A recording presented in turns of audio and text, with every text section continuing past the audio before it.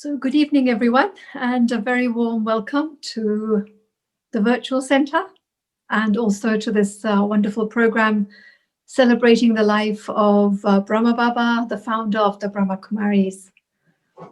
And it's really wonderful that you've joined us today, which is our first day, and we opened this morning. This is the second program we're running on the Virtual Center. I trust that most of you are connected with various centers around Australia, and maybe there's someone who's new to the Brahma Kumaris. So just a little overview for those who don't know. The Brahma Kumaris in Australia have been teaching meditation for the last 45 years. And we have centers in every state of Australia.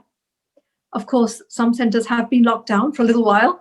And so the idea came up to open a virtual center where everyone can find resources to help themselves get through this difficult time, but also for those who live far away and can't get to a regular meditation center.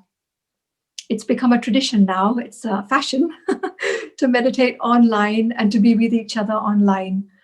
And I'm so grateful that technology is supporting us to stay away from loneliness, anxiety.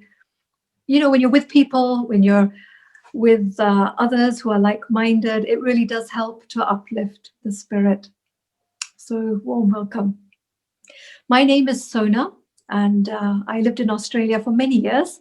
So I'm very much part of the Australia Brahma Kumaris family. And I currently am overseas, but I will be traveling back at some point this year. But it's a great pleasure for me and a small group of wonderful, wonderful supporters to be involved in the center and in this wonderful outreach program. So in this particular program, I would like to share a little bit about Brahma Baba. Brahma Baba was the founder of the Brahma Kumaris and started this organization in the 1930s. It was around the mid-1930s that Brahma Baba started to have amazing insight. You could call them visionary experiences or just thoughts about what was to come in the future. And the strange thing is, what he saw back then in the 1930s is what we're living in our lives today. The unrest, the chaos in society, the incredible difficulties from natural calamities, and for some people, not having enough food and water. The world is going through a very difficult phase, and as we know, it's a time of transition. And I guess what he was inspired to do was to help every human being create inner strength. Because there's only so much that we can control on the outside. In fact, perhaps not much at all that we can do to stop things from happening. But what we can do is to create that inner resilience. The resilience that makes me strong for myself, but also for my family and my community, and that allows me to lead with example. And, you know, Brahma Baba's leadership qualities were very unique. He was a very honest man. The integrity was absolutely amazing. He walked his talk. He came to this point where he had visions and strange experiences where, you know, he could sort of see the future. He came as a businessman. He was a diamond jeweler. Some people say he was one of the richest men of India in the 1930s because his business was flourishing. And the strange thing was that apart from being a philanthropist, he was extremely spiritual. He helped not only his family, extended family, community, but he loved everyone. And when he started to have these feelings of change within him, at that point, he decided to take a different path. It was time for him to retire as he was close to 60. And he decided to let go his business and really focus on the inside, because he knew that if he changed, then he would be an example for the divine, for others to get inspiration to change. So that integrity was, I think, one of the greatest leadership qualities that he had. The other thing that I really love about Brahma Baba was his simplicity. Even though he had so much wealth, once he took a spiritual lifestyle, he lived with others, he lived in the community that he was in, but he chose to live simply. He chose to live in a way that everybody around him could live. He didn't have any special food cooked for him. He didn't have any special dresses made for him. He didn't even have a special room, a house. Whatever others had, he had. And so, that simplicity is so endearing to the heart. When you see somebody who lives on par, lives at the same level in every single way, it's so uplifting and so caring. So yes, his life did go through a lot of change, from being so wealthy and so well known to a more simple, humble way of life. But actually, it was probably that which allowed him to live so long. The simple, healthy food, which was organic in those days anyway, vegetarian diet, and very much controlled, in the sense, there was no indulgence and overeating, no chance for greed, extra chocolates, but very healthy and very, very tasty as well. And the third leadership quality that really strikes me so much about Brahma Baba was his incredible faith in God, in the divine. He knew that there was absolute goodness in everything that happened, and he knew that he was only an instrument for that one up above, who is ultimately the chess player. And he knew that if he did the right thing and he followed the path of righteousness, if he lived with a pure heart, then the Supreme would guide him, and everyone around him would also get the feeling of that security. And I guess in a world that is so insecure, his message is so unique. Where do we find that sense of deep security, safety, when we see another human being who can stand so strong and say, do the right thing and you will be protected? I think it's only one who actually lives that path, who walks that talk. So let me invite you to watch a beautiful video. It's just a 10-minute video made specially for today, for the virtual center, and for you, of course, about the life of Brahma Baba. And it will be followed by a meditation commentary that I have specifically spoken on the 3 words, the last 3 words he uttered before he flew away in 1969. Be incorporeal, be egoless, be viceless. And after that, I'll be back here with you to answer any questions, or perhaps to have a little conversation about this virtual center and anything else you might like to know. So enjoy.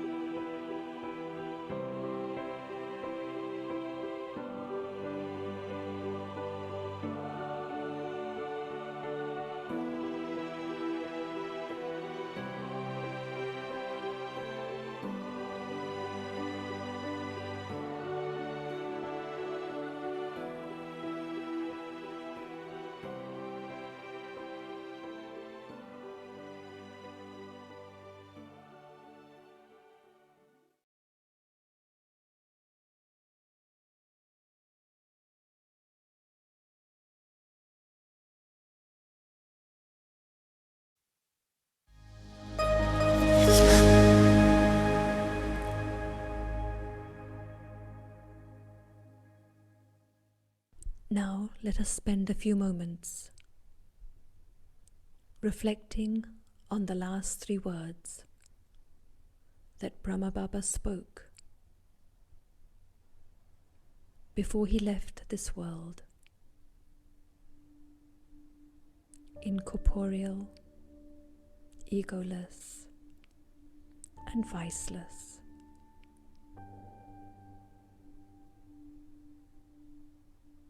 These were the last 3 lessons he left for us to learn, to practice, to imbibe.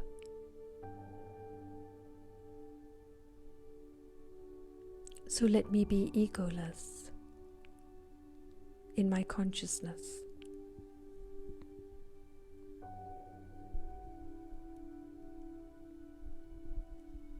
Let me be always aware that I am not this body,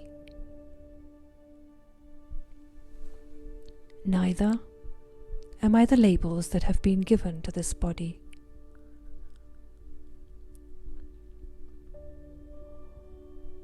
This physical form is just a cover.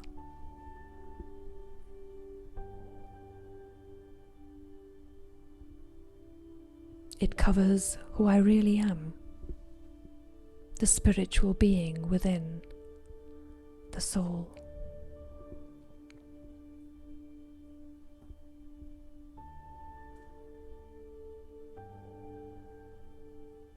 I am not the form, not the labels.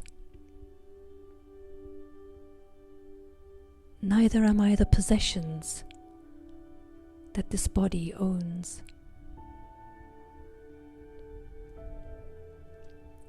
So I gently shift my identity from the outside to the inside, and I become the light, the living light within.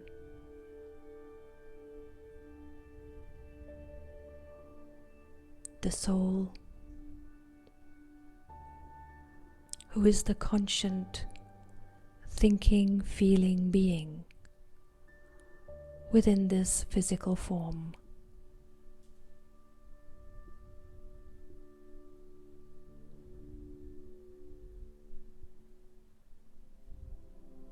And I settle into this awareness of being, the being.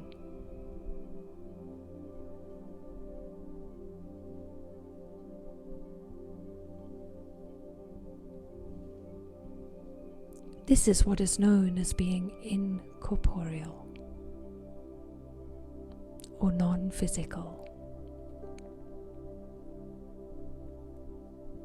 And even though I am in this world, in my body, and I live amongst many other human forms, I live in nature, and my give and take is with this physical world. Yet,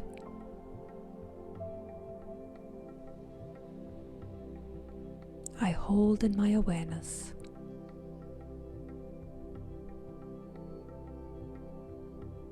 the real me.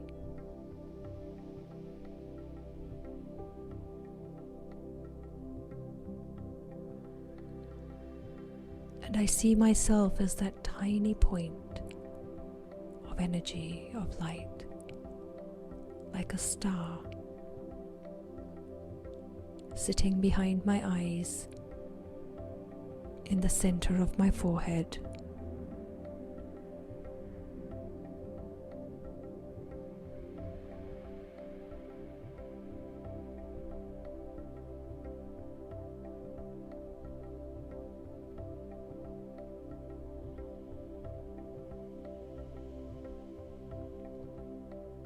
And with this awareness, I am free from the limitations of my body.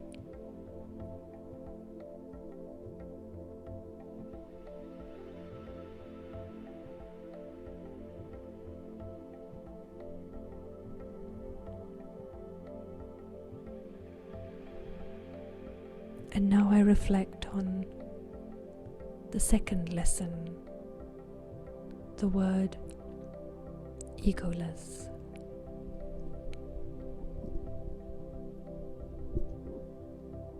As I shift my identity to being incorporeal,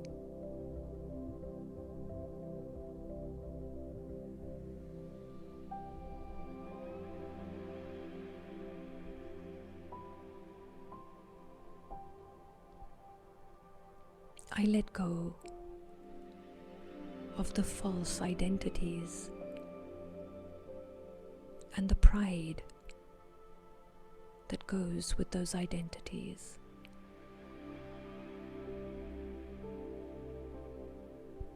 It is that false pride that allows me to feel superior or even inferior.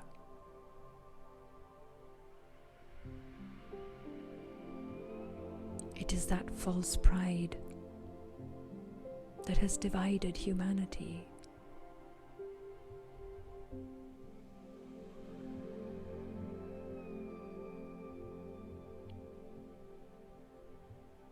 So dropping ego means coming back to respecting myself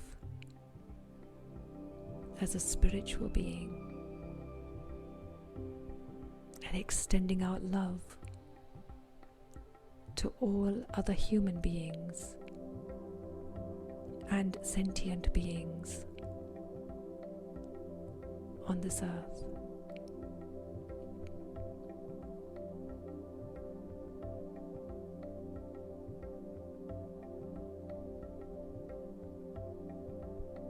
Being egoless creates a feeling of bonding and of belonging with my entire human family.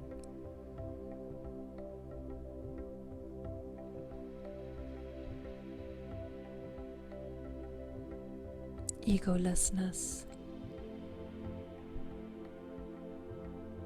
allows me to be humble and kind.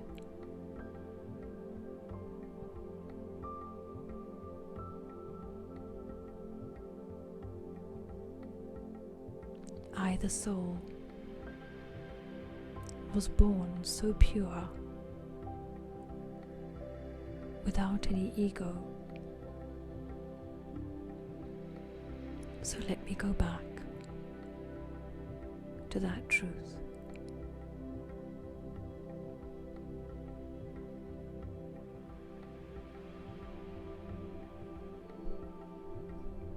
And now let me reflect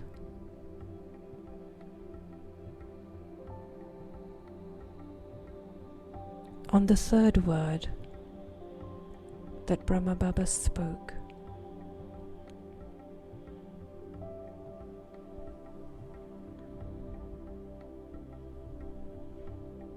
Being viceless.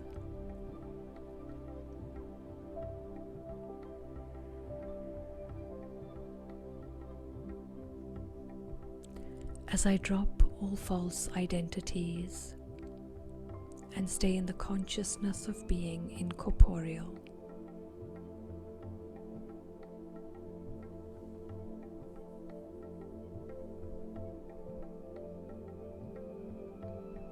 and then gently move into a state of pure pride,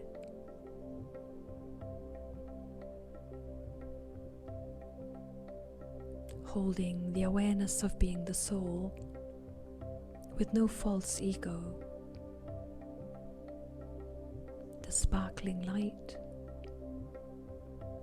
who belongs to the family of lights.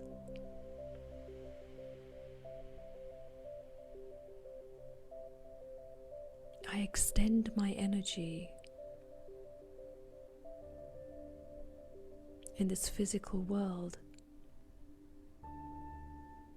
in a viceless way, in a selfless way.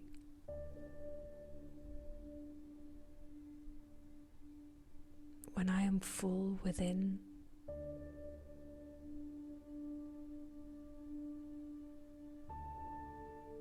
I don't need from this world. There are no desires, no expectations, no greed.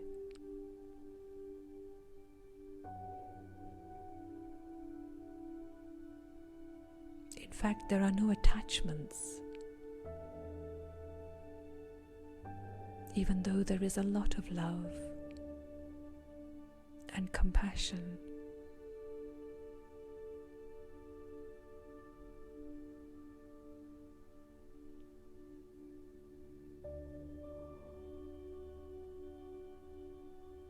This is a state of being viceless, where the soul has transformed all negative energies and negative qualities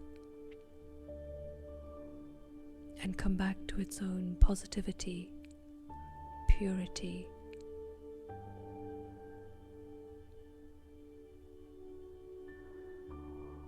And I feel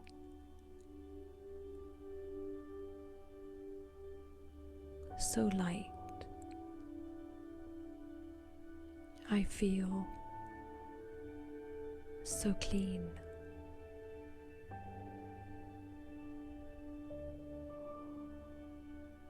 My give and take with the world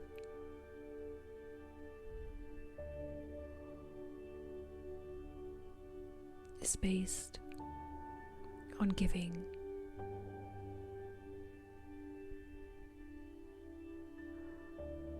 There is no force,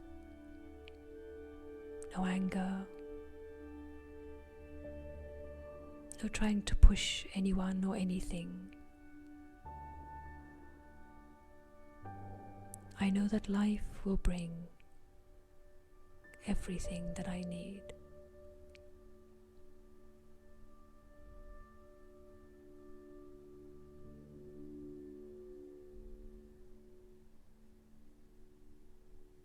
This state is being completely viceless.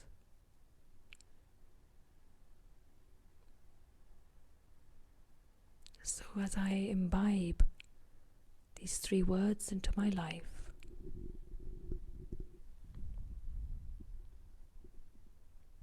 I am reminded of the efforts that Father Brahma made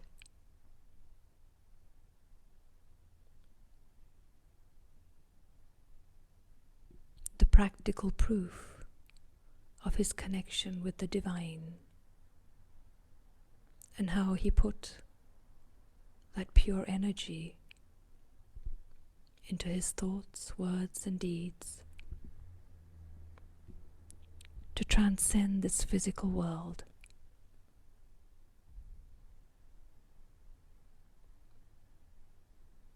and become an angel.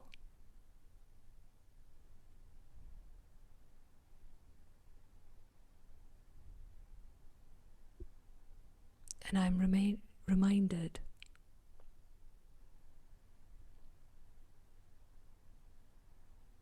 of how I too will become an angel as well.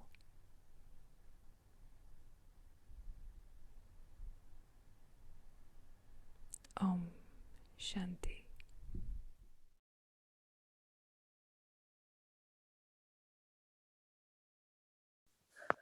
Okay, so I hope you enjoyed that. And I did want to mention that we have So many programs coming up on the virtual center, lots of live meditations,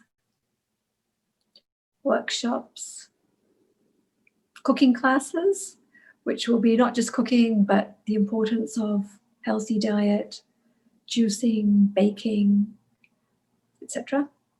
Book cafes. In February, we're also starting some Qigong movement classes involving meditation. So there's so much to choose from. And as you know, being a virtual center, you don't need to go anywhere. You can just stay at home and practice and connect. Okay, well, I'm doing a meditation on Wednesday evening, Australia time, Sydney, Melbourne time. So if you would like to check the homepage or the events page, sorry, you will be able to find the meditation that I'm doing on Wednesday. And then there is a program on almost every single day after that.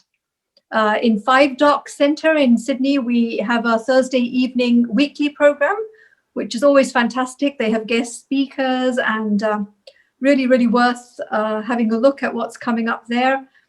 And on Friday, we have a little workshop again, a workshop and meditation. So feel free to join us